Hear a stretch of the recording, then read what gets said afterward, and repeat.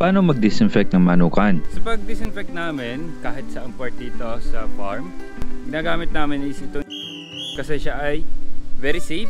Ito ang practice ko. Tara! Ito ang aking 1,600 square feet movable chicken paddock at chickenarium.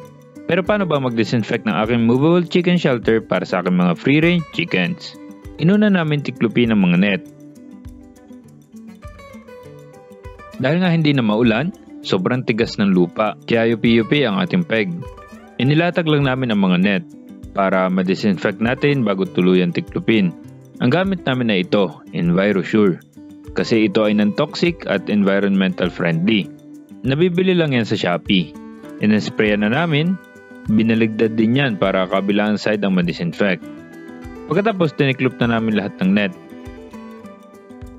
Diba? Ganon ka-compact ang aming net. Binuhat namin ito papunta sa taguan natin. Isinasabit namin yan dyan para hindi pagdiskitahan ng mga aso at mabutas. Para naman sa ating mismong chickenarium, kailangan lang nating i-move ito na sa ganon, makalabas sa area ng paddock kanina. Nakakatulong kasi ang init ng araw para matuyo kagad ang mga ipot ng manok na naiwan sa dating pwesto. Siyempre para hindi ito langawin. At ganoon na rin para medyo malilom ang paglilinisan natin. Kita nyo naman kung gaano karami ang ipot dyan lalo na sa mga roost bar. Pero karamihan naman dyan, tuyo na. Kaya kinutkot lang namin yan gamit ng kanya-kanyang itak.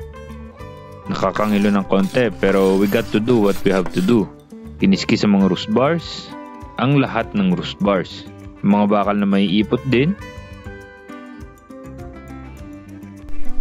At patan na rin ang ating mga gulong.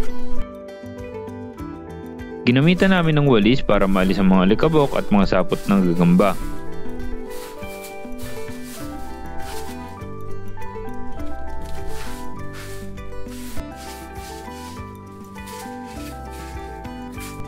Para sa paggamit ng disinfectant natin, 2 litrong tubig lang sa sprayer at haluan lang ito ng 2 takip na EnviroSure.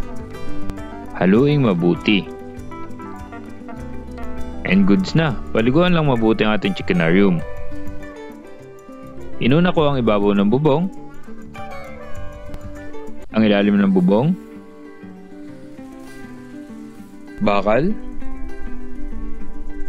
mga roost bars, at syempre, gulong.